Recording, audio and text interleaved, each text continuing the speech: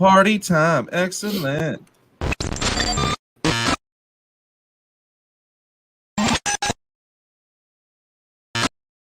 And we're back. Episode 61. We have a full load for you. And hey, no one loves a full load more than my co-host, Bryan Kern.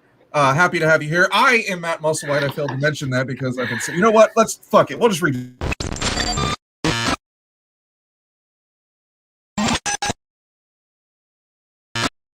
And we're back again. I am your host, Matt Musselwhite. I am joined as always by my co-host, Bryan Kern. It is now Bryan the Whole Load Kern, because I have a feeling the whole load it should be the name of this episode. Fuck Ayo. It should be Ayo the whole load. Because yes, you do have the whole load here in your living room on your screen. It is fucking the podcast, man. I got back from California. I am hyped. And I know that we did our pre. That is great. I'm also joined by Justin Jack and Jordan Modro. We're stoked to have you, gentlemen. Thanks for joining us again. Oh, my God. Yeah, I couldn't wait to talk about his vacation and shit. I need like 5 minutes. Like that. Dirty. He's lying. He just wants to stream Fortnite on his other page. He doesn't even need 5 minutes. Watch. I bet you he's sipping something stupid. See, what did I tell you? What did I tell you? I knew it. He's putting it back. Probably sipping one of those crappy Dollar General energy drinks. What, Rain? He's about what is it, Bryan? You're about to set a world record for boots in a fucking podcast. This shit is already on fucking 10. Shout out to local Austin brewery Oscar Blues for making a thick haze, a New England style IPA. Oh man, and I'm getting through a haze. Matt, you're fucking killing me over here. Yeah. Shout out Red Bull. Thanks. They didn't give this to me, but thanks for making this. Shout out to Milk. Does a body good. Milk. Okay. I gotta do one. That looks like vitamin C. Shout out to Coke.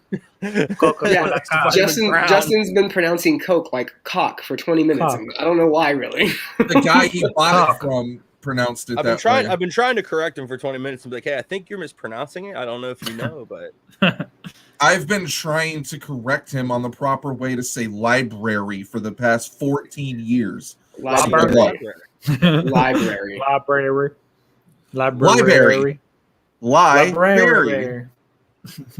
Library is what I said. It's sketty, right? Library. This is the part of the show where I act like I'm interested in any one of your fucking lives and ask you how your week went. I really don't care. So unless you did something controversial or interesting, say nothing. Nothing. All right, moving on. It's been a decent week. There's been some good music. There's been some bad music. I think it's a decent new music week. Better than others. There's been some slow ones. The Lakers got knocked out of the playoffs, so that was super cool. Oh shit! Another thing that LA is just suffering from. LA allegiance. Oh man, a Lakers loss. That's unfortunate. Open it up, let the fans in, and we're out. Oh shit! Did you? Oh, speaking of, this is to see Anthony Davis. Hey, this is kind of a crossover. Did you hear that Miss Kobe Bryant's widow? I don't know her name. Vanessa Bryant, coming at Nike for the shoes coming out. Did you see that? So pictures of Gianna's tribute shoes leaked, and I'm really curious as to when those shoes were made because she ended the Nike deal. Like legally speaking, there shouldn't be any new Kobe or any Bryant shoes being made. And someone had them out of box in hand. Yeah, now that's not uncommon for shoes. It's somebody in the know, someone close to Nike has a pair. This is the same way I saw Giannis Antetokounmpo's sneakers leak. It's the same way I saw Zion's shoes leak. It's just weird because she ended the deal. The shoes look good though, and it's nice. It's a tribute to Kobe's daughter that died with them in the helicopter crash. I like the way they look. They're unique. It's just strange. Yeah, I feel for her because she's in a tough spot. Like, she doesn't want someone profiting off her dead husband and daughter. Yeah, and so she wants to end that Nike deal. It seemed like they were going to kind of like release their own Kobe clothing, and kind of go from there. And that seemed like it would have been interesting. I just wish I could have scored some of those Kobe Pro tros. But yeah, it's just crazy shit going on. There's some sweet ass Nikes getting dropped tomorrow. Fingers crossed I get that sneakers app. What's I forget what's dropping tomorrow. We got KD. I want to say KD 14s. We have the Kai D pack. Kai D, yeah, Kyrie and KD switched up. They inspired each other for each other's brand of shoe. So they got those coming out, and I believe a Jordan 7 is also coming out. So I'm just going to try to score them all. Kyrie's is the weatherman shit that they did for KD's shoes. I don't like Kyrie as a person. I don't like him as a player. But damn, his shoes are fly, and they're hella comfortable. The Air Max 97 Puerto Ricos are dropping. Air Jordan 6s, the electric greens. Oh, it's 6. Yeah, it's 6. That's what it is. Those are fly. I like those. There's also an Air Max Skepta coming out. And these come out tomorrow. The Fragment Donk Highs. Yeah, the fragments are super dark purple and black. They look pretty cool. I like those. I like them a lot. Yeah, so if any of our shoes, man, big month for sneakers. If you use the sneaker app, definitely get up with us and let us know your ratio, because I think I've struck out the past like 13 times on that app. It's been a steady stream. Do you use StockX too? I don't use StockX because I don't feel that I feel it's immoral in a lot of cases to pay extra for shoes that, just an hour ago were $200 less.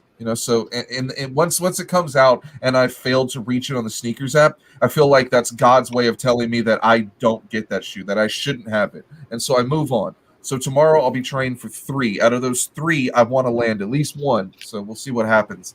I'll definitely hit the Twitter and go ballistic. There's been a ton of shows and festivals being rescheduled, being announced. I've been offered 2 tours for September so far. So I'll tell you right now, by September, things are going to be in full-fledged, like heated up. Shows are going to be running everywhere. I think the states that have issues, like California, seems to be the most strict as far as crowds, mask mandating, businesses being fully open at capacity. Either their bands are going to come through and bite the bullet and play a California show at probably higher costs and lower attendance, or you might see bands completely skip that state and other states that make it difficult. We live in Texas. It's wide open. So there's bands like Upon a Burning Body just did like 5 dates in Texas, no problem. Yeah, El Paso, yep. They played a good handful. They're able to bring out local bands too. Shout out to El Nino getting back out there with Upon a Burning Body on a couple of those shows. Life Cycles is direct support on that run, so shouts to them. They're fucking hard. Yeah. California, just today, they announced that they're not opening back up on June 15th. So when I was out there, they had already announced some larger capacity shows. I was in San Diego, so of course I checked out Soma's website and saw what they were playing, what shows they had coming up, and they were doing a few and far in between, but they had like almost a full schedule. What up, Jeffrey? Hi, Jeffrey Lubin.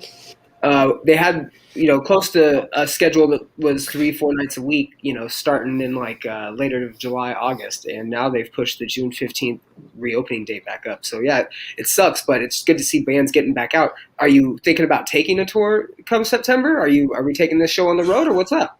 So they asked me my price. I told them what it was, and there were very, very, very few messages after that. I'm pretty sure I priced myself out of both tours. Shoot yourself high, man. The way I look at it is I'm making a certain amount of money right now, and if you can't double that for me to leave my house, my normal life, and devote my entire life to being on the road, driving your ass around the country, then you don't need me, because I need that. I need that money. I need what I'm making now doubled so I can inconvenience my life and my family and everything. Right now. Yeah, I'm gonna need that. Right now. Take advantage of some other sucker. And it's funny because like it wasn't an outrageous price I hit him with. I still tried to give him a homie discount because I know the people at least that are setting up the tour. I know one of the bands. It was a pretty decent reggae band that's like right around the middle of the pack, and then I have no idea who the other one was, and I'm pretty sure I priced myself right out of their range because it's probably some band like fucking Bad Omens and they probably don't have like nothing but like $400 to their name, and that's barely gonna cover my Carl's Jr. expenses for the week. Oh no. Oh no, and they wanted their name taking up the whole side of the bus too. The entire fucking thing. The entire My name is Matt, and I'm gonna need the bag now. The entire length of the bus. And no one's ever going to forget that. Bad Omens complained about the size of the font on a tour flyer they were on and subsequently got dropped from that tour. Oh yeah, I remember that. Fans have never let that down. The Warped Tour released their faux poster earlier this year that they were doing, and they had like literally every band ever, and you had to zoom in like 10 times to see Bad Omen's fucking name on the marquee. They snuck it in there. Literally, you couldn't read it at normal scale on the. I want to say that was either Scene Facts or Scene Daddy that put out that meme. It was a fucking great poster. It was a total joke, and I think they had like some band listed like 3 different times. They had August Burns Red and ABR. Yeah, it was a bunch of dumb shit. That's funny. So probably the coolest tour I saw announced was Slipknot, Killswitch Engage, Code Orange, and the Fever 333. That's a hell of a lineup. That's crazy. I'm not a Killswitch guy, but I'm not stupid.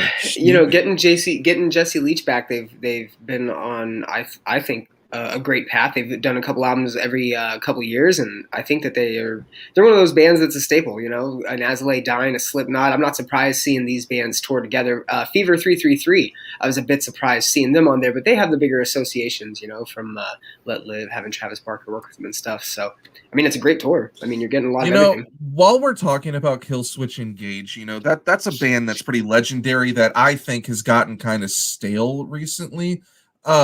What do you think is preventing Killswitch from being on that like god level tier of metal? Like, do you think that a band like Killswitch Engage is going to have to either fuck their fans or try to kill their wife to surpass that spot in metal? For them to get to that next level? I think they can maybe do that without doing either of those. Probably. Who's in the room?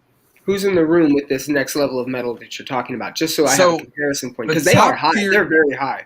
I'll be honest with you guys. I think the top tier of metal, if we're talking about right now, today, 2021, I don't think that there's a bigger, better, more pop. And I'm speaking as an American. I'm not speaking from a global standpoint. It's got to be Slipknot, number one. I don't know of a bigger metal band, or let me just say a bigger rock band that's come along in my time and been able to surpass this huge level of success, become huge rock stars when rock is not even the number one selling genre in our country. And not only do they have huge tours that they headline and play arenas, they now have their own festival, Knotfest, which is even going to their home state of Iowa. Jordan, you said you were attending that. I thought you were lying. No, I'm dead serious. I am going. That'll be interesting. Definitely take pictures. I'll see if I can get you a press pass. We can't. I mean, okay. All right. Well, that's not happening. Tell Jamie to get his ass on that right now. I need backstage passes, all access. I need my own fucking green room, even though I'm not playing. He needs all access to the beer gardens. Yeah. Yes. Dude, please and thank you. You know, we're talking stature of metal bands. I want to smoke weed with Clown. Best I can do is smoking swag with Violent J from ICP. I'm good. I don't need that. I can bring the weed. It's fine. What about freebasing Adderall with Twisted? It sounds like more your speed. Oh, speed? Okay, if you wanted speed, dude, we can definitely... Your speed, buddy. Oh, my bad. That's your speed. Talking about ICP and speed with the wrong idea. Immediately started thinking of a trailer.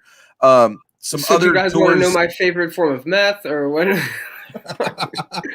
Was there? Do you have one? I mean, no, but we did have a question. I thought we were posed. Slipknot, no. And like I was just trying to shit on Killswitch. Okay. If there's a Mount Rushmore of top metal bands, Slipknot is for sure on there. Mount Rushmore, he said. Yeah, I went there. A Mount Rushmore. You just need to make like a Mount Rushmore segment, like. We're always talking about the Mount Rushmore of pop punk bands who abuse their fans. Oh God. Capsize. I don't know. Anyways, So if we're doing the Mount Rushmore of metal, Slipknot's for sure on there. I don't know who the other one is. Like you could probably make an argument and say Disturbed because they are that big, but I just don't like them that much. That Sound of Silence cover effectively axed them from that. Yeah. I mean, none of us are a fan of Disturbed. I mean, who else would you put up there for metal? ABR? Atreyu? I think that like August Burns Red and Killswitch I think is a little notch above. Miss May I, Killswitch, As Lay Dying. I think that's the frontier of metal that's probably going to break into the echelon of like a Lamb of God. See, I think Lamb of God, I think God forbid Shadows Fall. You think those like more prime tier bands, the older ones, In Flames, the ones that are like obscure almost at this point. I was about to bring up Avenged Sevenfold. So like they're one of them. Yeah. Okay, so here's the metal Mount Rushmore. They're above that level, I think. Disturbed, Avenged Sevenfold, and are we talking current though? Yeah, current. Avenged has been a minute since they've done an album. I mean, but still, like, agrees with me, Lamb of God. I mean, yeah, you could put Lamb of God, Burn the Priest, whatever the fuck you want to put on there. But I mean, like, you're talking today, Slipknot, Disturbed, Avenged Sevenfold, and Killswitch. What's a bigger metal band? Day to Remember? Oh man, no, that's not fair. They're not metal. That laugh was so fucking sinister. I would say probably of Mice and Men.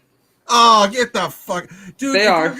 Their new shit's good. You might as well Miss May I on there, and then while you're at, I could see that too. Second story window. I could see and that. then Miss put May I Farewell to Freeway on there. I could see Miss May I and possibly Barry Tomorrow, although I think Barry Tomorrow sounds like Creed metal. I was going to say he booted himself.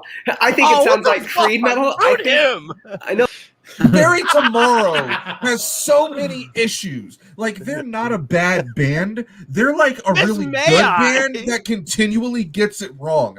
And then Miss May I, they've never had good, clean singing ever. I'm not even hating. I'm not even hating on the quality of their band. I'm just saying, Creed metal. That's the slant. They're not big. Celine Dion could sing for Miss May I, and they'd still find a way to fuck it up in the mix. Because it's all his is all. Here's what happened. The dude that's the current bassist vocalist came in after their debut album literally dropped. The debut album dropped. Homeboy Good Singer that's on that album had to like stay at home or do some shit. They got this guy because he was a bass player and a friend of the band. He's always been studio mixed, and that dude cannot sing live. Friend of the band? Oh my God, Brian, I was a friend of your band, and I was terrible. Stop. I'm giving you the actual facts, so shut the fuck up. Also, second, going into the Barry Tomorrow. Barry Tomorrow sounds like Creed. They are god awful. My point is, who's at the head of marquees? Barry Tomorrow. Barry Tomorrow is on the top of a marquee constantly when it comes to tours. They've blown up. They've only been a band since like 2015, and they're huge. They are sharing the stage with Avenged Sevenfold, and they're probably doing more than Atreyu and Killswitch Engage at this point. So, I mean, they're both valid acts. I would say Code Orange is higher up on the list than those pieces. What about I haven't been a fan of Slipknot's most recent stuff, and God forbid, when was the last time Avenged Sevenfold had a decent album? These guys aren't putting out good. A Mount Rushmore of metal. You just gave me like the white nationalist Mount Rushmore of metal. Like, oh God, we have to still like these guys? Like, they're still relevant to what the fuck is going on? I don't think so. Slipknot's last album was actually pretty good. It was, yes. The last one was. The last one was surprisingly good. You are right. Found their stride. We covered it actually, and I gave it a very high rating.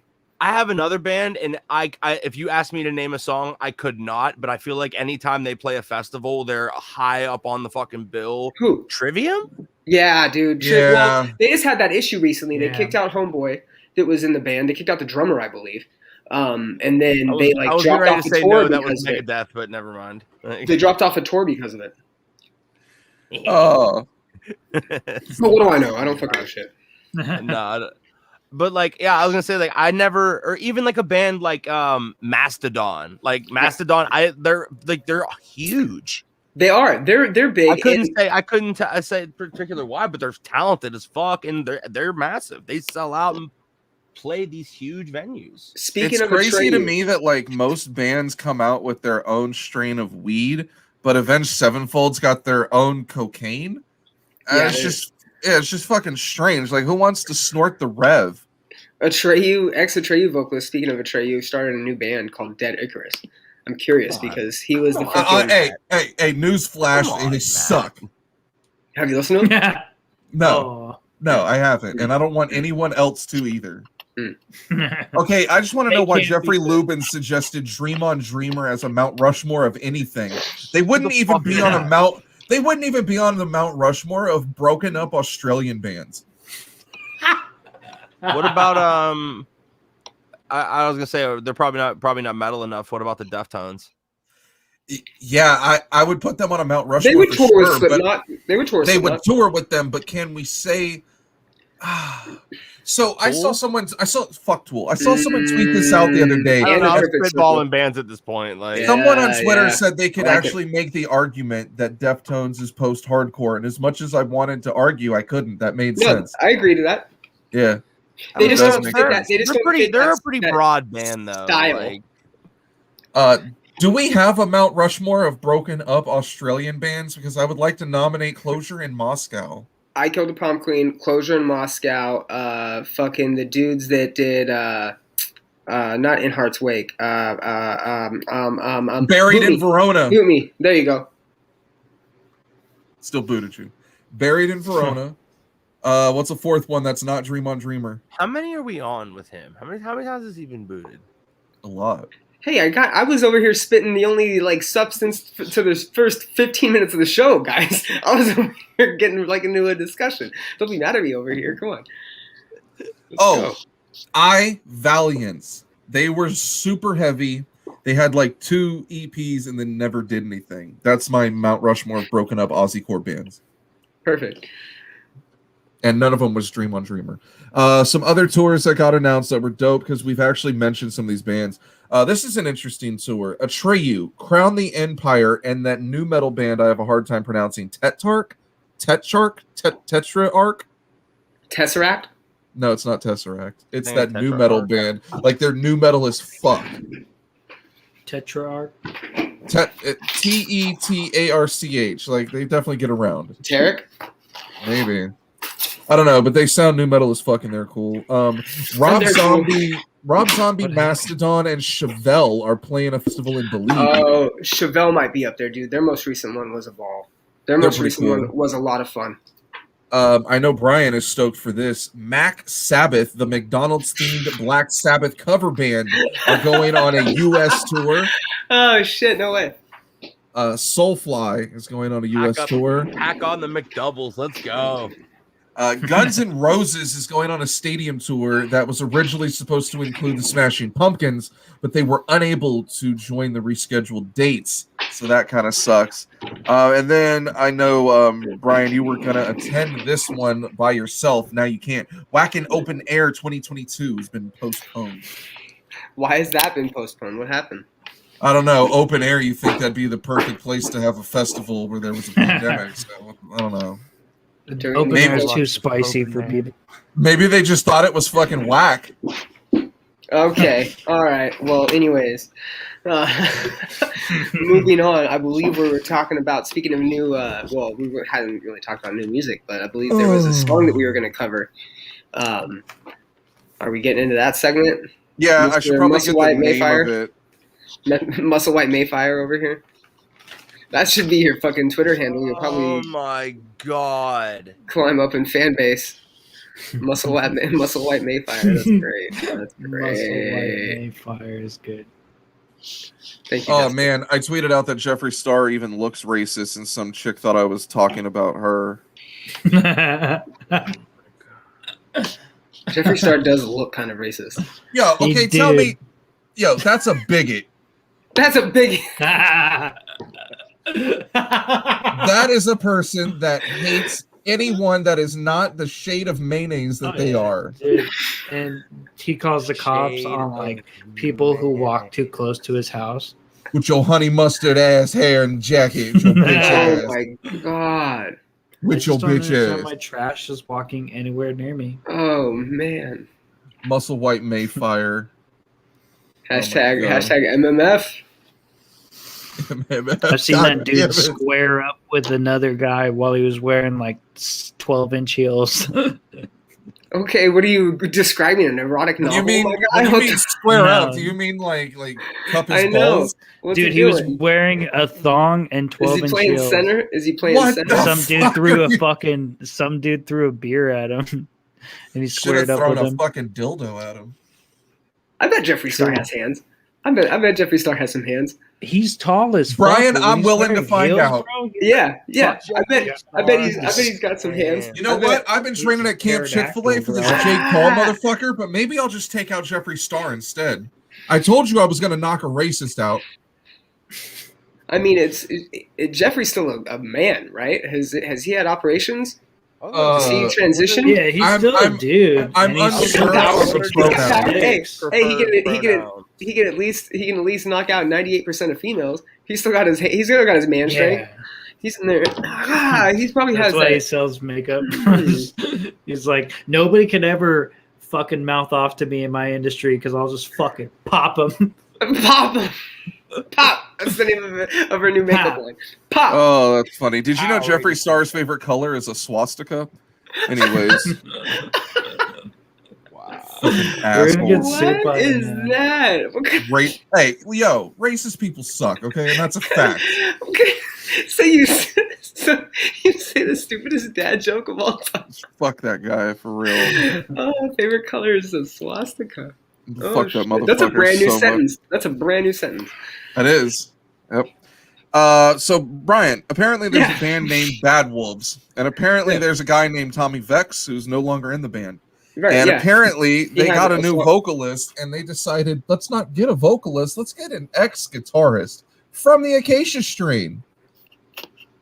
That's their new vocalist. DL from the Acacia Strain, their former guitar player, is now the vocalist of Bad Wolves. I've never heard this guy do vocals. A lot of people were caught off guard by this, so I'm imagining that a lot of other people haven't heard him do vocals either. Kind of out of left field. I can't say it's going to be a good or bad thing because I have no idea what he's capable of, but it's interesting. Has anybody been following the Bad Wolves drama? You know, he was the gentleman that started an OnlyFans a while back. We covered him in a message his fiance at the time, I believe, was filing some assault charges, saying that he was, or coming out, not filing charges, but saying that he was abusive in the past, and they were personal fitness instructors together, and they had like an OnlyFans where they, were sharing their expertise. So he's been quite the controversial figure. I mean, I see why this came as kind of a shock. I didn't know Homeboy did vocals, but I'm curious as to see what they're going to do with them. If they're going to kind of keep the hardcore style. I mean, we know that this dude's, as metal as it comes. But fuck, I'm surprised with what we're getting. Not the biggest Bad Wolves fan going into it, but Maybe we'll get some originals. I've never really jammed Bad Wolves. I really only know like the controversy with Tommy Vex, and it seems that everyone on social media, at least in like the comments section, has taken Tommy's side and has been that way for some time now. So a lot of people aren't giving this reincarnation of Bad Wolves with the new vocalist any sort of chance. I guess they're pretty burned, or the fans feel burned by them, kicking Tommy out. I can see that. It's weird, man. Reinventing yourself as a band, most times when you get a new vocalist, you're not ever able to surpass the previous success. I know for a fact Suicide Silence, the sales and the fans feel that way.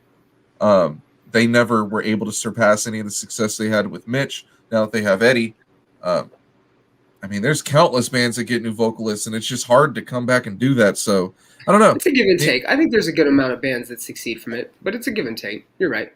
But Seyo Sen's a pretty good example because what about Killswitch? They blew up with Howard, and then they got Jesse back. I'm trying to think of another one. Hootie he was always Hootie. Of Mice and Men, needless to say, has got. I know I'd hate to bring him up a second time, but hey, no controversy. Listen, no controversy attached to Aaron Pauley, and he is a good vocalist, and he has kept them very metal. He has kept them metal, and has probably taken them has at least allowed them to maintain their supremacy of where they're at for sure. He's kept them metal. Their new stuff is good. He's carrying the band in a good way. People always praise their new music.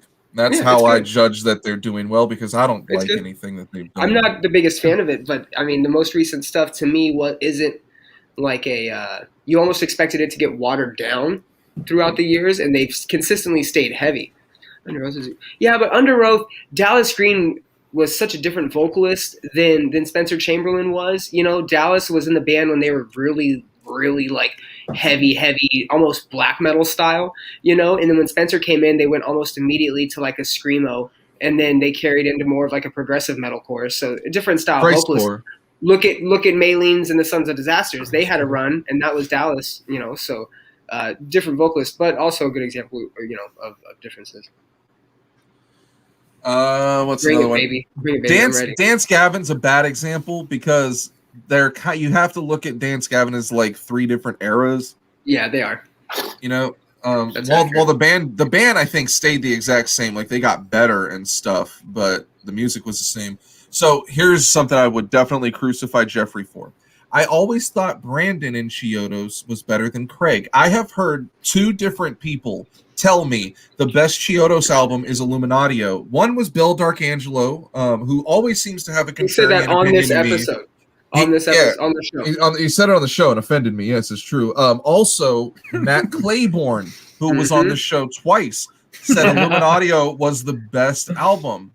It's its own album. It's not bad. Listen, Craig Owens is fucking phenomenal and made Chiodos what it was, in my opinion. But that Brandon Balmer album was very good, and on the entire Chiodos discography, I would put it above Devil because it's the last album with Jason Hale on it. He left before they recorded Devil, and there was just something about Jason Hale's guitar playing that really made Chiodos stand out in a way that even that Brandon Balmer album sounded really good.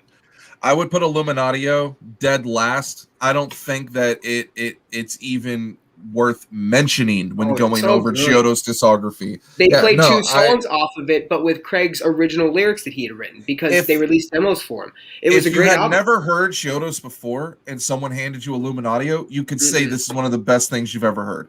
But if you heard it with Craig, like we obsessed over that music, I just couldn't accept anyone else in that band. In the catalog. It's like Van Halen and Van Hagar. Some people just never accepted Sammy. That makes sense. And baby. And I appreciate that you said it is a great album, but on the catalog of the 4, I can see that. Because it doesn't have Craig, it doesn't have that Chiodos thematic I haven't gone back and listened to it since the week after it came out. You know, you have a gem also, by the way. If you have the original Chiodos Bone Palace Ballet album with teeth the size of piano keys on it, because that's not on the Spotify release. The only, I believe, Bone Palace Ballet they have on there is the extended version, and it has the 4 other tracks to it. It screws up the streaming because the way the album was, if you bought it, is that they scattered in the bonus tracks in the original track listing. Yep. It wasn't like an album with 5 additional new songs. And because of that, when you look it up on iTunes, you can't find the original Bone Palace Ballet. You only find Bone Palace Ballet Grand Coda, which shouts to your buddy Conrad for stealing that album from me. Big shouts to you, buddy. But it's hard to find that album and to stream any of the songs properly because they only offer the video version, or they're offering, you know, like Joey Peapot, whatever the fuck it's called. Like there's like 4 songs you can stream, but not the whole album. And one of them is like a Smitten by Kitten or something like that. It's a really catchy song. It was only on the Grand Coda and it's not on the streaming version. So again, something you need to own on CD, which I did until your friend stole it from me. I like that album though. Matt Good was way better than Sonny Moore, but emo kids only remember Emily. Emily's a terrible song. Emily is probably the worst sang song. Sing, the worst fucking song I've ever heard. You can hear him like struggling to breathe as he sings. So like, of course, Matt Good was way better than Sonny Moore because Matt Good could kind of sing and Sonny really couldn't. Like, Sonny's whining like added to that album. Like I think they've gone back. Tolerate any Sonny Moore slander on this podcast. I know Heroin was the fucking God album, bro. I don't know what they've gone back and I will not shit on Matt Good. I will not shit on either of them. They both mattered in it, but I will not tolerate any Sonny Moore. I will not tolerate it on here. He was the guitarist, and he sang on the other albums as well. It's not like it was even a new vocalist. He was just a guitarist. Like, that's all. He just took over duties. Like, and Heroin was phenomenal. Heroin was one of the best post-hardcore albums there were. Like, that album Heroin was great on its own, but Dear Diary is just something special on its own. Aesthetic, their EP was good. Aesthetic was good. It's cool, but and it wasn't even Sunny. That vocalist like is MIA. No one knows where he is. It's still a great album. Like, it's still a good album. He's probably somewhere chilling with my Bone Palace Grand Coda copy. Matt Good was dope. Like, that's just kind of weird to say that. He's a great producer too. Philip Reardon, that dude. I think he sells T-shirts somewhere. Who the fuck is that guy? Who the fuck is that guy? You guys ever heard of a band called, am I pronouncing this right? Motley Crue? Yes, exactly how it's pronounced. Yes. So Motley Crue vocalist Vince Neil played his first show back from the pandemic, and he had to quit halfway through. Why is that? Because he fucking threw a can of mustard and he broke his hand. He was honest with the crowd and said, quote, "Hey guys, I'm sorry, you guys. It's been a long time playing. My fucking voice is gone. We love you, and we'll hopefully see you next time, man. Take care," and left. Not surprised. I was gonna make a reference to that hurt. I'd be like, dude's a straight shooter. All right.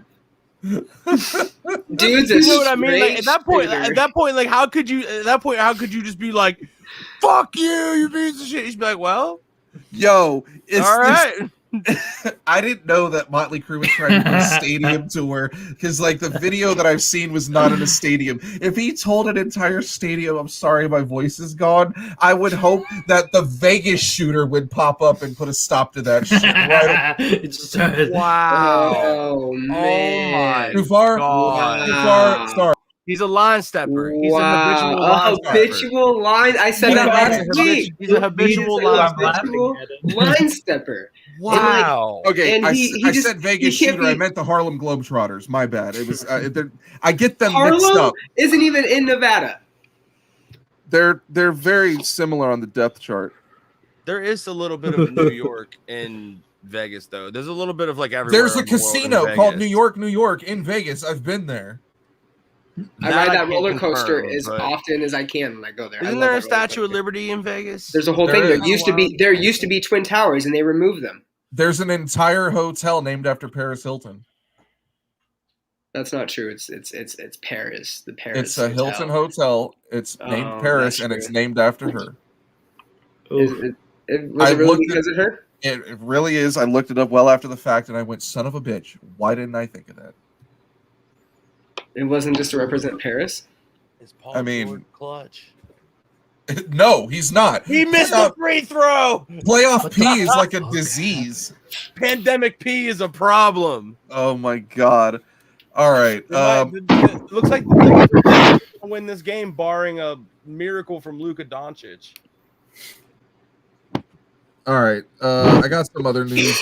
This one's random. I have never heard of this rapper, but Atlanta rapper Day Day is wanted in connection to a stabbing in Union City, Georgia, 20 minutes away from his hometown, where he allegedly stabbed a 17-year-old female Dunkin employee, formerly Dunkin' Donuts. Stabbed her. Trying to find out why. Heard about this. The 28-year-old rapper allegedly left the location but returned moments later and continued his verbal dispute with the employee. He then pulled out a knife and swung it repeatedly at the underage worker. The incident was caught on video and later posted to social media. The clip shows a man with braids violently waving the knife at the girl who was seen in a Dunkin' uniform. Bro, you stabbed a 17-year-old girl. What a piece of shit. I assumed this was like some rapper stabbing another man, because we only support dudes getting stabbed. I'm not going to come out here and advocate for chicks getting stabbed, okay? Like, look, if you stab a chick, if you stab any female, especially a Dunkin' employee, you're a piece of shit. And as a matter of fact, this episode of I Hate the Scene is brought to you by not stabbing females and Dunkin' employees, especially both. I mean, there's two brought sides. Brought to you by the Traffic Advisory Council. Yeah, you're welcome. So I'll never listen to that dude's music. Never heard of him till this. That is not the claim to fame you want. I mean, like, I've been thrown out of a lot of Chili's, never once stabbed anyone intentionally. There was that time that guy fell back onto a bar stool and got impaled. That was not my fault. That bar stool had already been broken when I hit him with it. I didn't. Yeah, that was not my fault that I pushed him and he got impaled. It was already inside of him when I threw it at him. In other news of super obvious shit, it has come out that an FBI agent claims Suge Knight, Death Row CEO Suge Knight, ordered the hit on Biggie Smalls that killed the rapper in '97. I'll be damned. I've known this for the longest time, that Biggie hired an ex-NYPD officer or ex-LAPD to kill Biggie. This has been known. Yeah. Who did I say? You said Biggie, but we all know Biggie killed Biggie. That's the real conspiracy. Somebody to kill himself. Exactly. That's why he called his album Life After Death. Think about it. It's all about the Benjamins. The coroner's name was Benjamin Spencer. What does that even mean? Nothing. No one knows what it means, but it's provocative. It's provocative.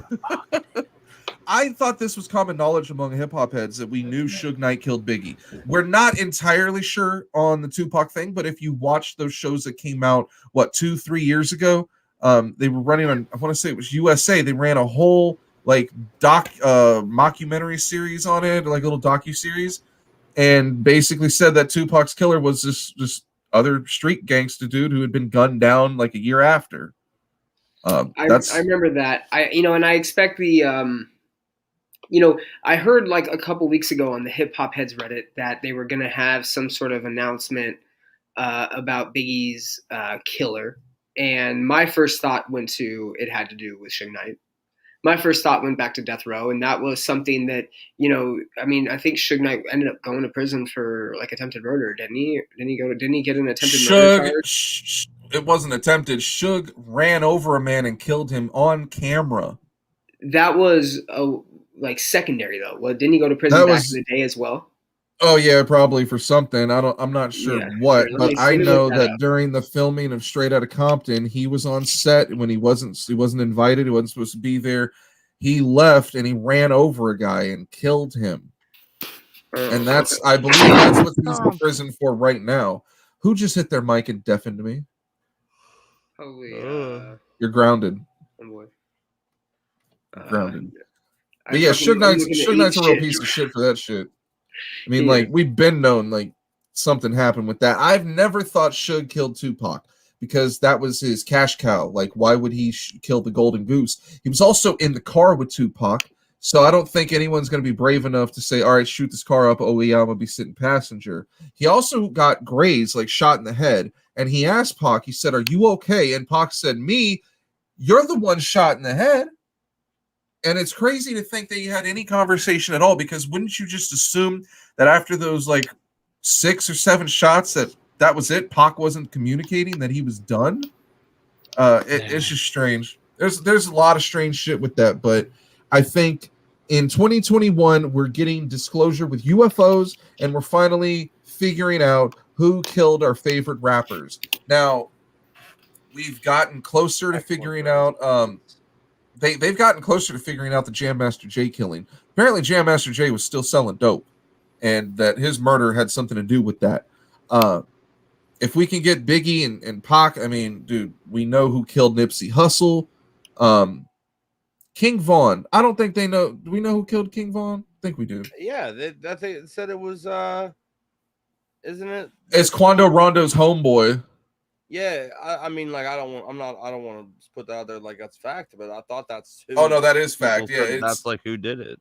Yeah, it's Quando Rondo's homeboy. Crazy shit. I have never seen a rapper like that die and then continually get disrespected. Like King Von? Yeah, King Von, because first off, King Von ain't no angel. That's a very disrespectful, angry, conniving motherfucker that people did not like. He was murdered for a reason. But now that he's gone, no one's showing respect. No one's putting his face on an Airbrush t-shirt. There's just songs and bars coming out like, fuck him. Lil Durk just dropped a song that's dissing a bunch of people. Quando Rondo dropped a song that's dissing King Von, Beyond the Grave. Like, that's just crazy. Your boy's been at the forefront of it. Oh yeah, Hey. Takashi's mad disrespectful. Oh yeah, he's been at the feet. He said rest in piss. He invited him to his album stream after he died, and said Betty won't show up. That's some shit I would do.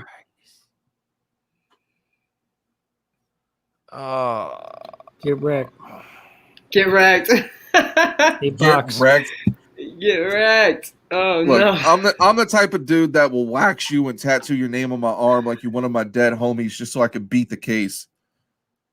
In other news, this one might be reported differently depending on how racist the publication is that you're reading.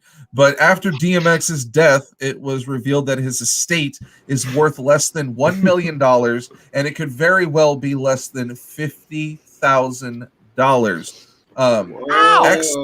X wasn't doing a whole lot of music up until his death. He was working on that album, that Exodus, and has since come out, and he wasn't able to enjoy any of the success from it.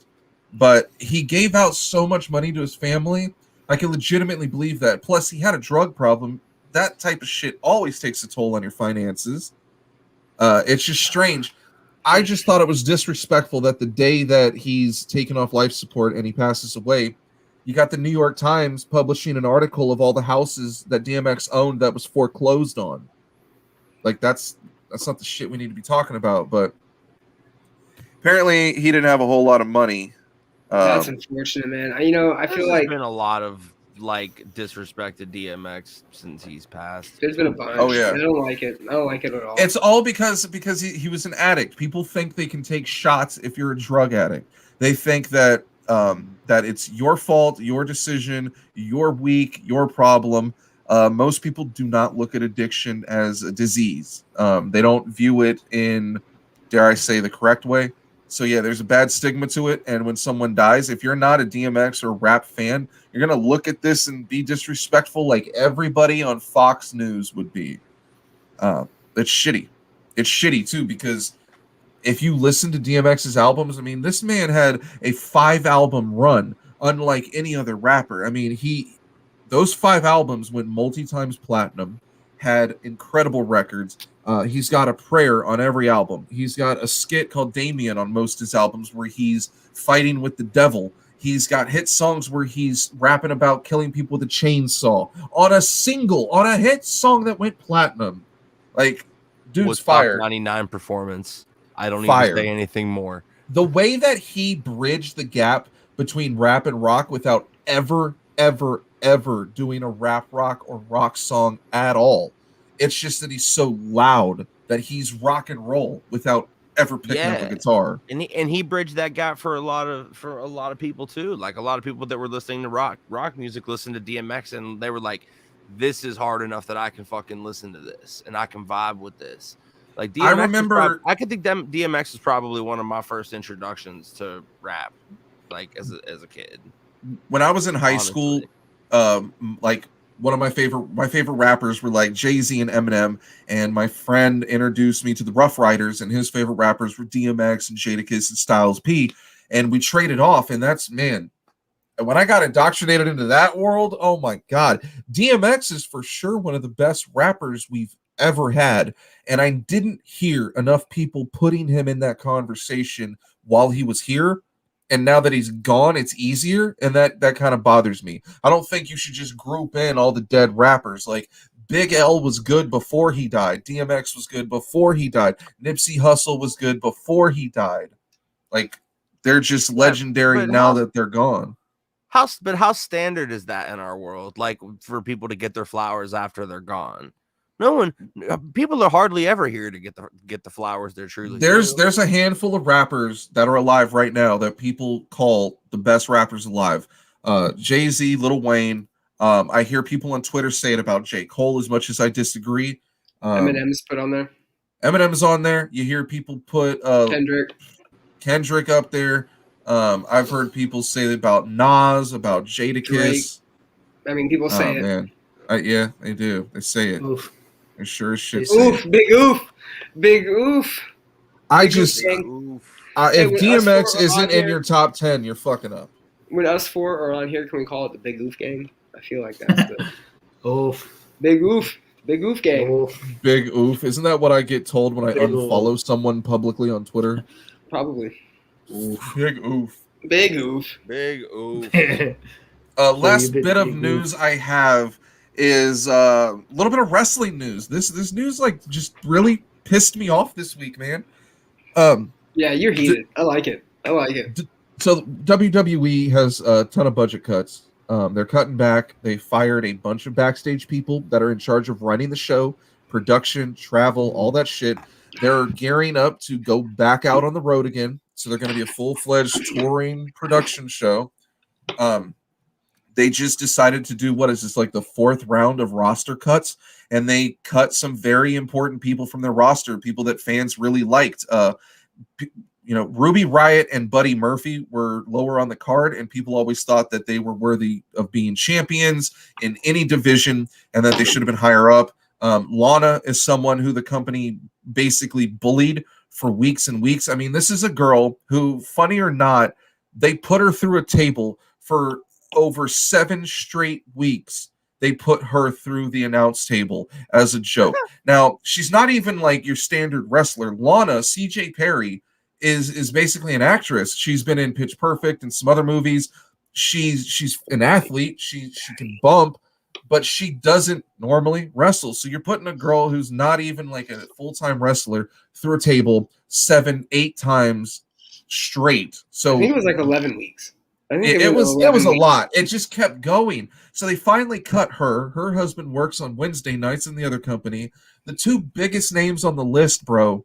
They cut Aleister Black, who Jordan just mentioned. Jordan Tupper might be a fan. Why did they Aleister cut him? Black is the most metal dude in WWE. He's Probably the most Dutch metal wrestler around right now. He's the Dutch And Destroyer. a great wrestler, mind you. He's basically an MMA fighter from Amsterdam, a place that doesn't get a lot of MMA fighters. He's a great professional wrestler. Used to go by the name Tommy End, so he'll probably go back to that name. Biggest name on the list that they cut, dude, Braun Strowman, the former WWE champion, Universal champion, former tag champ. The guy is a 7-foot-tall, 400-pound monster. He looks the part. He speaks the part. He was on fire 4 years ago. They should have gave him the belt and ran with it, and they didn't do it. They always seem to give him the belt in times when someone was unavailable, and he got pushed into the shuffle and put into the main event, and they gave him the belt because it's like, oh, well, Braun deserves it, sure, but they didn't really push him or run with it. He had it for like less than a month, and now they do that with a lot. They do that with a lot of guys. The biggest dude in the company is gone, and It's someone that like didn't he? In that cage he fought match Shane at WrestleMania, and he won, and that was all because they had nothing for him. They didn't know what to do with him, so they stuck him in a match where he was bullied and called stupid, and after he won, he said, this is for everyone who's ever been called stupid. So you have a little like heartfelt moment that I thought played pretty stupid, seeing how like, it's people like us that are watching it that don't want that type of shit. It burned me up, man, because you're cutting everybody. Like, you can only utilize so much talent, but like you're cutting people that you just made new entrance music for, made new angles and gimmicks for, have been working production for. Aleister Black's been involved in a new angle the past 3 weeks. Now he's gone. They wasted all that time in production for nothing. He's gone. It's over. I'm not going to be, immature and say like, oh, you did this, so I'm never going to watch you again. Because of course I'm going to watch. If I have nothing going on Mondays or Fridays, I'll tune in and I'll watch the show. I'll still catch NXT on demand, but I'm not going to make it a priority like I did in 1999 when I watched Monday Night Raw and the shit was important. So I went ahead, I liquidated all my WWE stock, which was a pain in the ass in the first place because the stock is like pulling teeth. It raises up like $5 just to drop 10. It's some of the least lucrative stock you could fucking buy. It jumped, it spiked one day like $11. It went up $11 a share when they made the Peacock deal because it was $1 billion deal. So they have $1 billion influxed in the company. And it's like 2 days later, the shit dropped from like $61 a share all the way down to $48. and it was just selling. Yeah, it was fucking trash, dude. It's been like that forever. It goes up a little just to drop a ton more. So I got rid of it. I'm done with them. I don't need to, get their dividends or vote on who I want to represent the board. I just think they're making bad decisions. They're hitting the road. They're coming to our town. I'd love to go see them, but I'm not going to pay all that money, overpriced and increased ticket prices when I could go see Ring of Honor or Impact for cheaper. And you put on a bad television show. It's a bad show. It's not cool. It's not good. There's no point in going to see that shit. Like, I could get high and have fun for 4 hours, but like when it's done and I realize I wasted like $400, like I'm going to be pissed. Just to see a fucking screw job schnoz finish with Apollo Crews and Kevin Owens. Like, I don't know. Wrestling, WWE has its head up its ass right now. And I don't think any one company is getting it right. With all the interesting shit going on with the Forbidden Door being open, and you have guys going from one promotion to the other and appearing, night by night on different promotions or bringing in Japanese guys. It's not working, man. It's not fucking working. There's not enough interesting shit going on. It's like we're so close. Not good enough personalities. It's possible. I don't want this to be the just hour where we shit on everything. But yes, WWE has been a product that has been stale. It seemed like ever since they went PG after the Attitude or Ruthless Aggression era, mind you, or rather, they went, it seems, into their PG-13 era and started making movies, started, I think, worrying more about the overall product. You mentioned it with the collaboration with the Zombies and Army of the Dead, the movie. Like, WWE is just a name product now. That's all it is. Great, by the way. They're a McDonald's, they're a Pepsi, a Coke, however you want to look at it. And it's about what boost that, not the actual independent wrestlers themselves. Unfortunately, we're not going to probably have a Stone Cold era. We're not going to have, wrestling. I think during the Attitude Era, I don't mean to make this long-winded, but during the Attitude Era, they broke the cusp of being on the fringe to a prime time household thing. And I think that's what they needed with the Attitude Era. And now they're capitalizing on it with the PG-13 era and beyond. It has been more gimmicky. It has been more playful at times. And I think that now that you have that market, their product is never going to die. These other companies have to become household names to reach the level WWE is at, because they're on a grand scale. They're being licensed. They're being proprietary. They're a proprietary market, and they're being used all over the place now. Where they what does a pot pie have to do with anything? Potpourri. They don't, they're potpourri, and they don't have to. Eva Marie. You know what I'm trying to say. They're that household name now, and since becoming more about the brand and the product itself, and not the individual wrestlers, The Rock, Stone Cold, and Hulk Hogan. When you're not about those, it's about that brand value. I'm really curious, like, what their demographic is, because going 4 to 44, dude, going PG and being more available to kids, whether it be being on a network like Fox, or the fact that it's more appropriate programming. How many kids are they bringing in to sacrifice the shit that we like, that raunch that made them what they were in the late 90s, early 2000s? Like, I just want to know, like, are they bringing in enough kids to make it worth it? Because you're not bringing in the kids. There was good storylines. There was good storylines in the PG era with CM Punk, with I thought all the Braun Strowman versus Roman Reigns stuff was great, and that was where he fell off, because they didn't give him the title then. He never ever recovered. They threw him into a feud with Kane, and it didn't make sense. And then Kane won just to leave and go be mayor. You don't need to put that guy over. It's just, to bring in all these kids or these parents and to get rid of the raunchy stuff. Like, I don't know if that's a recipe for success. You would think that if your product is more appropriate for everyone, that it works. But we know for a fact that it was the edgy shit in the late 90s, early 2000s that brought in the teens and the young adults, and that's what that flooded into the wrestling industry and blew it up. And now there's a bunch of interesting shit going on. There's dudes switching companies, there's surprises, and it just seems like every time AEW has something good or has a guy debuting, they find a way to bungle it. Like this, like Christian goes over to AEW and gets like hints that he's gonna feud with Kenny, and he ain't doing shit. He just fucking lost to Jungle Boy. You're gonna lose to Dylan from 90210's kid in a battle royale. Is it really Dylan's kid? Yeah, it's for real. Luke Perry's son is Jungle Boy. Wow. You can look at his face and tell that's Dylan.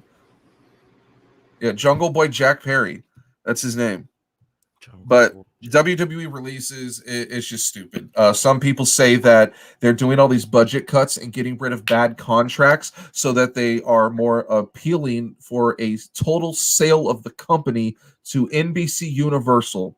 And I think I've mentioned it before, that there's rumors that they're building a physical Hall of Fame for the WWE. The rumor I heard today was if they are building a physical one, is that it would be put in the new theme park being built at Universal Florida. It would be in Orlando. Allegedly they're building a park called Epic Universe or Epic World or something like that, and Epic they would put Universal. They would put the WWE Hall of Fame in there, and then it would be an NBC Universal property.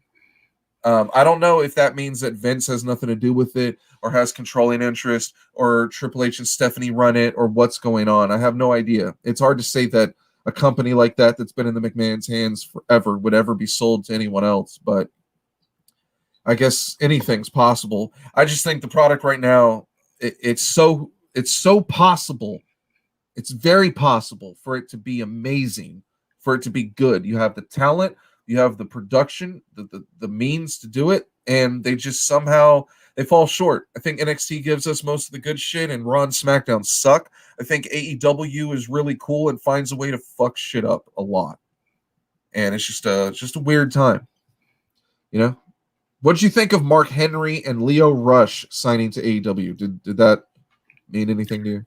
I mean, I like that Mark Henry went. Leo Rush, I'm not too familiar with. I liked when Big Show went. I think the guys that are, I would consider Big Show and Mark Henry legends, and they've been in the company both. Do you think it's kind of stupid that they got the world's biggest athlete and the world's strongest man just to commentate?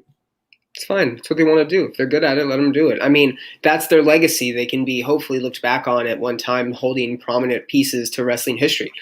Big Show coming up through the fucking floor of the mat during St. Valentine's Day Massacre to throw Austin through the cage. Epic. Him and Hogan in WCW. Epic. Him and Lesnar. Epic. You look at fucking Mark Henry, Nation of Domination. You have fucking him becoming world champion finally after, being held down for a good portion of his career. Him and Sexual Man Chocolate. Let's go. Like, we can't forget that. We can't forget the legacy that these men have held. And I think AEW getting them furthers that. Forget the fact that Mark Henry in real life ate a shit sandwich. Athlete. What? He's a professional athlete, sir. Olympian. He ate a shit sandwich. Do you remember when DX did blackface and impersonated the Nation of Domination? I do. Yeah, I do. Fucking classic.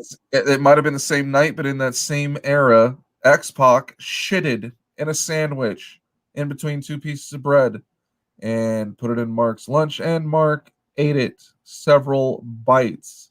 True story.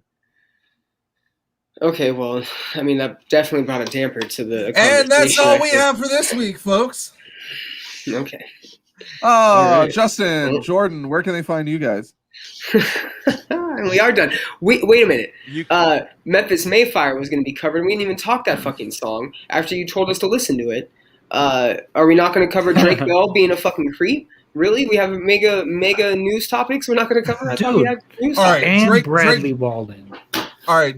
Yo, is that the Drake Bell's not even his real name. His name's Jared. Jared. What Everyone knows what I'm talking about. I read that. I don't know if it's true. It is true. I've only seen Drake and Josh a few times, but I can tell you after watching an episode, I felt molested. Yeah, he's a pedophile. Well, geez, Louise. Good Lord. Dude, for that real. Blew me up against the wall. Don't meet your idols. I mean, he like highbrow looks like a fucking creep. Like if you look at his mugshot, he's for sure diddling kids. I don't even know what the allegation is. But you know what's so funny? Still... Can I tell a joke? Can I tell a joke that No. I legitimately said this weekend while I was at a party in Palm Springs. Are you ready for this? Here's a legit joke that I said. So there was kids swimming in the pool that we were at this Airbnb.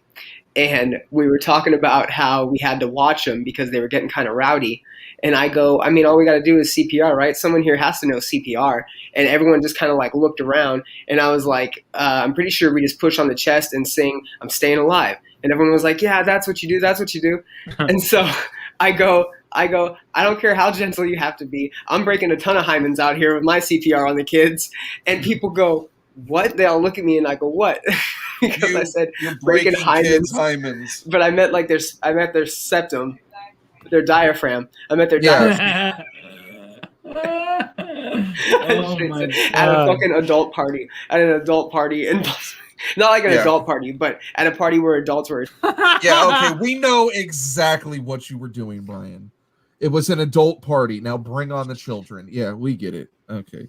This Memphis Mayfire song, it's called Brian Singer. No, Brian Singer hosted it. No, he did X-Men. Yeah, no, he's shut the fuck up. Memphis Mayfire has a new single titled Blood and Cum. No, I'm sorry. It's called Blood and Water. Uncle Brian. A lot of people on Twitter are saying, oh, wow, cancel Brian. A lot of people on Twitter are saying this is Memphis Mayfire's best song in a decade. I saw some people say that, wow, all they had to do was suck for 7 years and then they're great. Oh, murdered. I will say that this is the heaviest I've ever heard Memphis Mayfire. Dating back to when they were on Trustkill, when they were like Southern. I've never heard them this heavy.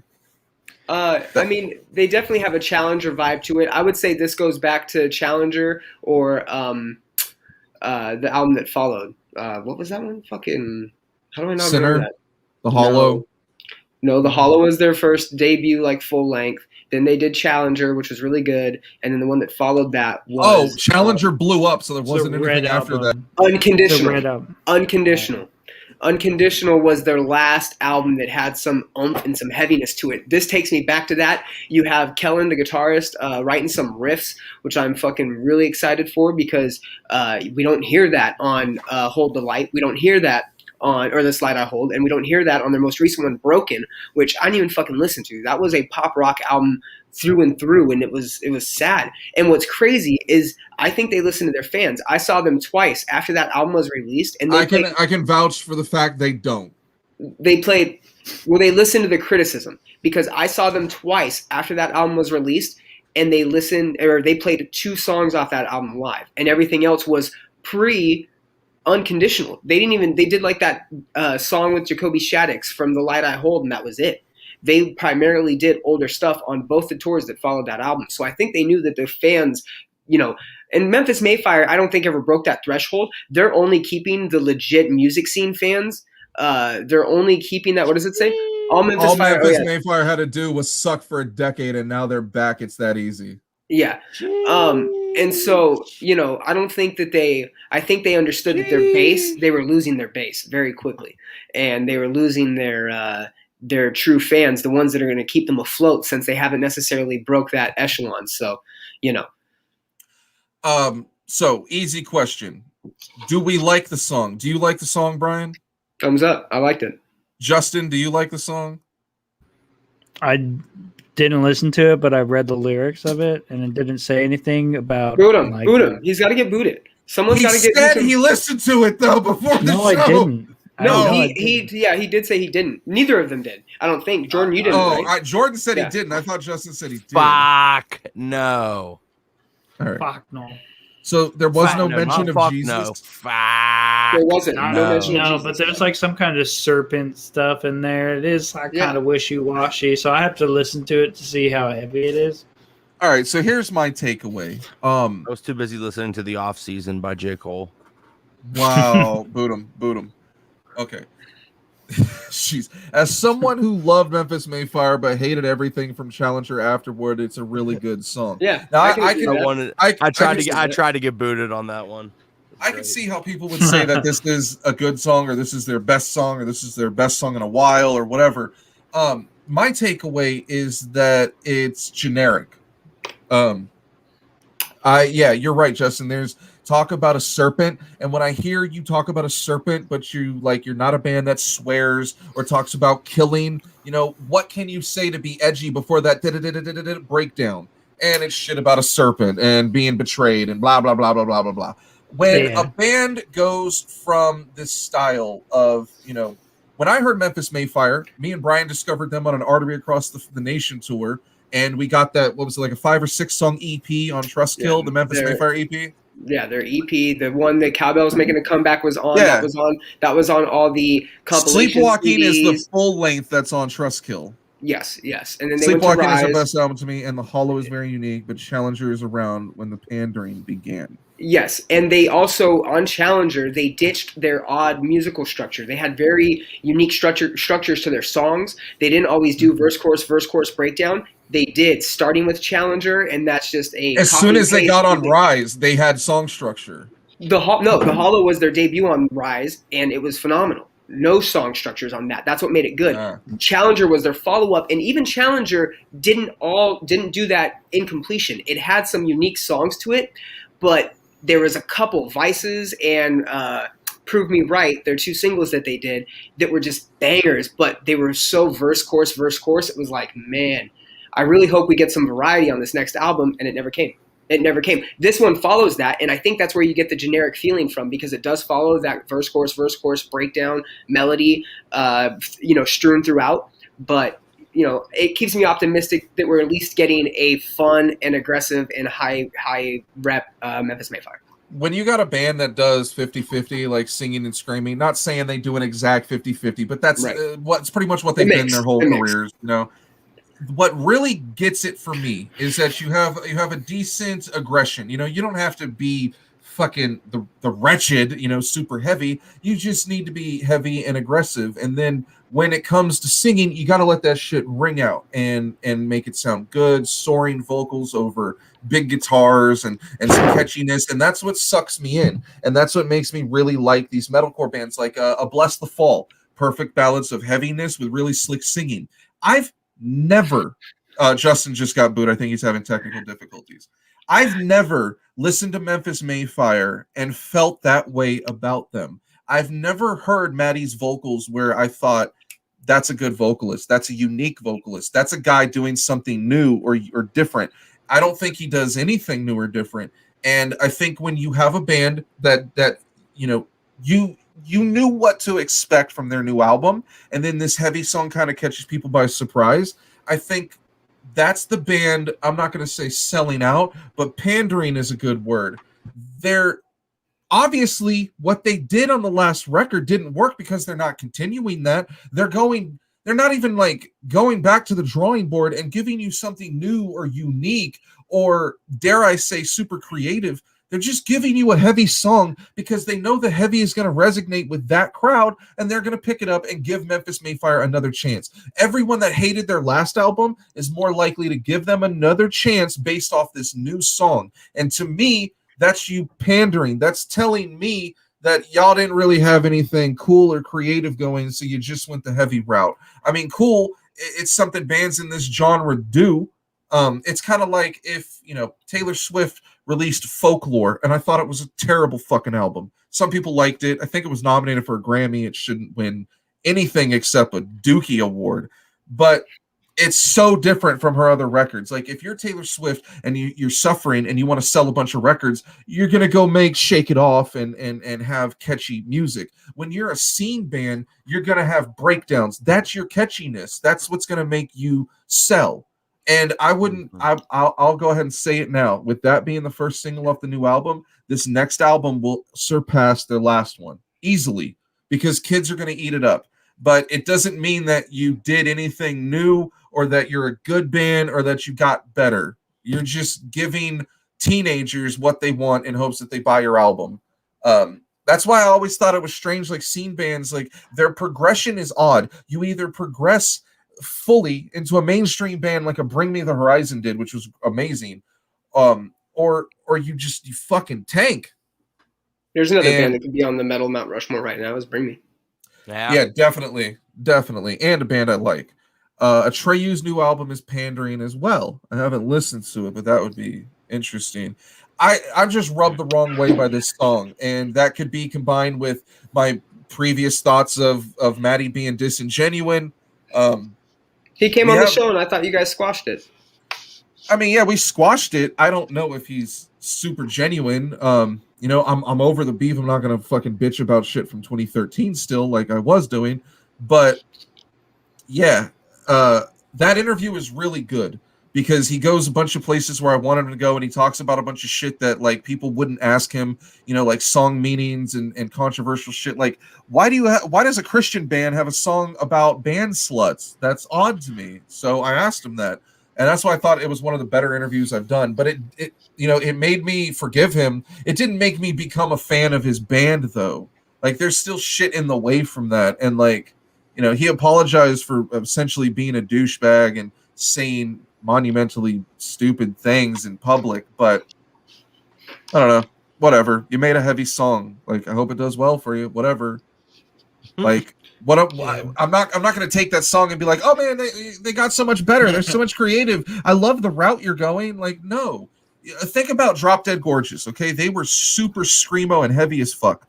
Their second full-length album is Worse Than a Fairy Tale. Super different.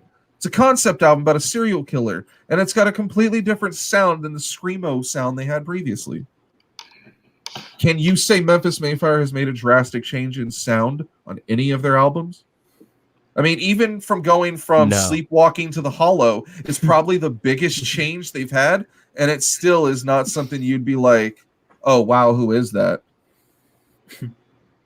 I mean, I would say you would, because they did, between that, they had their Between the Lies EP, which debuted their heavy, aggressive metalcore style that swayed away from, there's nothing Southern on there, maybe in Be Careful What You Ask For, but there wasn't, or Be Careful What You Wish For, but there wasn't too much of what was on Sleepwalking that carried over, you know, and they lost two prominent members within that transition. But as far as something that they haven't done since Challenger, yeah, they've definitely gotten stale for sure. And yeah, they've gotten stale for sure. Justin, when you were listing abusers, you said Bradley something. Was that the dude from Emarosa? Yes, he was also accused of allegations as well. And I heard he was yesterday, accused, and it broke my fucking heart when I read that right now. But I heard he was accused, and I don't know if there's like, you know, anything super concrete about it, but that shit has derailed that band because I don't think they've done anything since that came out. Sucks, man. Not to mention, like, they were shooting themselves in the foot already because if you go back and look at Emarosa tours, like we've talked about this before, they would charge too much to tour, and they wouldn't have any room for a decent supporting band, and so you'd have Emarosa and then four bands you've never fucking heard of on a national tour too, which was crazy. They were touring in a van. I'm pretty sure they were managed by Rock Nation. I thought I read that somewhere. What? Yeah, like even though they had wild, right? Like all this I'm pool looking it up. and like Can Jamie confirm that for me? Jamie. Not seeing anything about Rock Nation. Because I remember being like, what the fuck? On July 1st, 2020, the band was reportedly dropped from the label Hopeless and by their management, Rock Nation, following allegations of sexual misconduct that surfaced against vocalist Bradley Walden. Damn. How in the hell did Rock Nation manage them? You know, I saw that. There's no way Jay-Z was like, you know, I really like this band. Dude, no. If anyone can shine some light on that, like, please. That doesn't make any, like, you don't just go like Conway, La Machina, West Side Gun, Emarosa. Right? Conway the Machine, West Side Gun, Rihanna, Emarosa. One of these things is not like the other. One of these things is white and boring. I need to know, like, who is all on that, like, roster. Yo, I don't know, but I want to be invited to the Rock Nation brunch. They be taking some fire photos up in that would be motherfucker. amazing. We should just have like the I Hate the Scene brunch, and it's just like a really poorly like Fire Festival level like bruncheon. Okay, listen. All right, I have their fucking management list pulled up off of their .com. This is the bands they manage, or the acts they manage, because there's After the Burial. What the fuck? Alicia Keys. Okay. Animals as Leaders. Why? Basement, Benny the Butcher. Big Sean. Bodega Flea. Bones, which is Alex from The Cab. Carly Gilbert. Chino Braxton. Sean. Christina Aguilera. Clarissa Molina. Coheed and Cambria. Wait, DJ Christina Camilo, Molina or Christina Milian? No, Clarissa Molina. Oh man, Neither. I miss her. So neither I of miss your Christina options. Milian. I love her. Fabulous Fat Joe. Fabulous. Hit Boy, Fabulous, sorry. Hit Boy, yo, he's fire. Producer. I'm skipping a few. Cash Page. I'm trying to find the more like weird ones. You know Jay-Z is not listening to After the Burial. Senses Fail. Oh, Senses fucking Fail is managed by Rock Nation. That they're is not even good. incredible. Shout out, Census Hills, fucking rules. Spirit Box, Static Selecta, The Locks, The Dream, Touche Amore, We Came as Romans. Wow. Right next to your boy West Side Gun and Yo Gotti. Damn. The Rock. What? It's The Rock. It's The Rock. Dude. Who's on the label? That's insane. Matt, You know, we got next week. Okay, never mind. next We week, got Jared Bell. we are bringing on Jared Drake Bell to face questions and accusations. We're also going to bring on Charles Barkley to explain why Damian Lillard's teammates are terrible. Bummer. Who else we got? Cindy Margulies, Bill Murray, Arsenio Hall, Shout out Bill Murray. and the dog from Wishbone. Oh, Brian's doggy. Hi, doggy. Hi, DV. Justin, where can they find you besides Chavez Ravine? At the bottom of a trash can, buddy. Anywhere near your local Olive Garden. Make sure you dust Searching them for breadsticks, breadsticks. ho. Yeah. Jordan, where can they find you besides Permani Brothers? At Jordan Modro on everything. And fun fact, I've never been to an Olive Garden. Wow. Yeah. Wow. Your family. I had no You got, idea like, that you endless were process. African American. I thought you were white, dude. It is like a rite of passage for white people to go to Olive Garden. It is the home It is. of basic, boring Not the standards. white people food. Like right after church, It's you true. go. Well, I'm happy to not participate because It's true. My racist aunt told me so. Fuck out of here. Like, Fuck at it. No. Like taking- everyone's like, oh, I need Italian food. I want pasta. I'm not like Olive Garden's not the standard. It's like the Red Lobster of fucking pasta. Hey, watch your mouth about Red Lobster, sir. Red okay? Lobster. No, can watch your suck mouth my about whole Olive fucking Garden because dick. Red Lobster's terrible, but Olive Garden's edible. Trash. Oh man. Oh man. Oh my god. Oh, man. Red Lobster should strictly have a menu of nothing but water and their biscuits.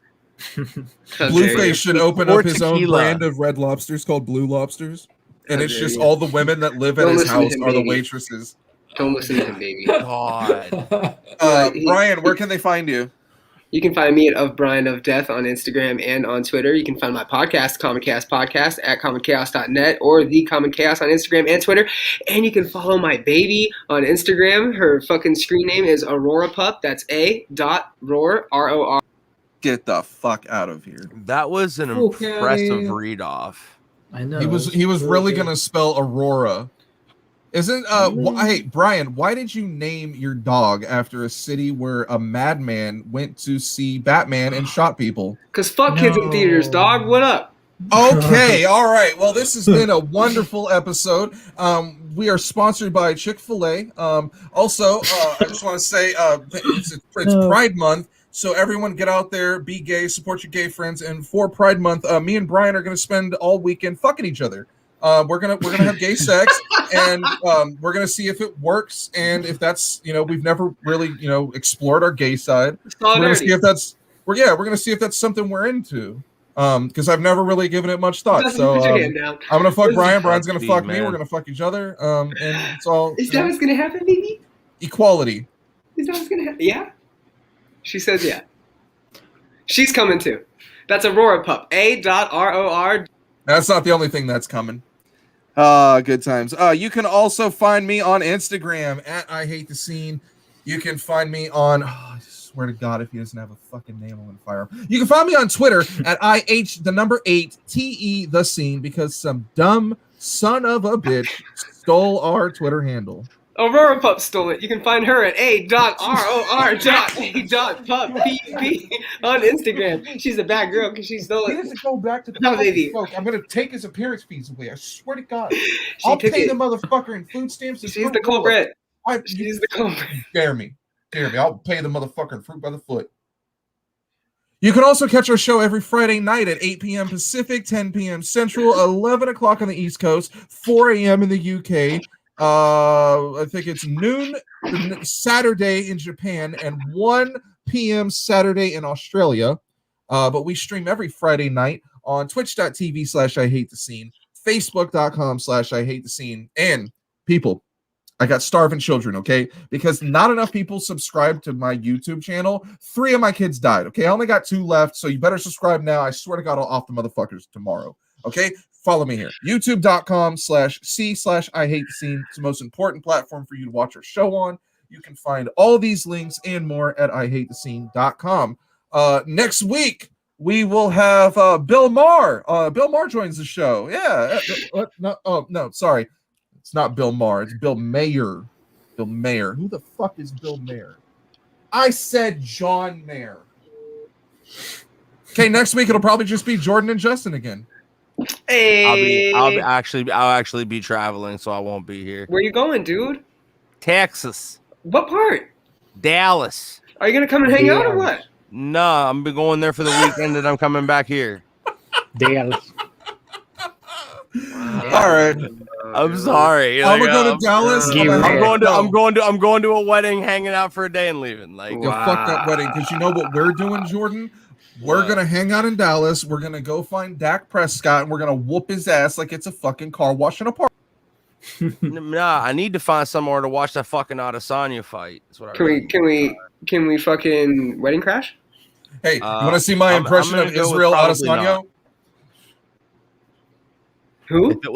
If it was my wedding, crash it. Well, you'd probably be invited, but you know what I'm saying? I'm never gonna get married, but you say that now. Actually, for Pride Week, I'm actually marrying Jordan to see if it works out well and if we're compatible. What kind of shotgun wedding is this shit? Like, you get benefits if you do that, I hear. The fuck is this? White wedding. Benefits. Any last words? Any last words? This town ain't big enough for the both of us. No, yeet. Fuck slaves.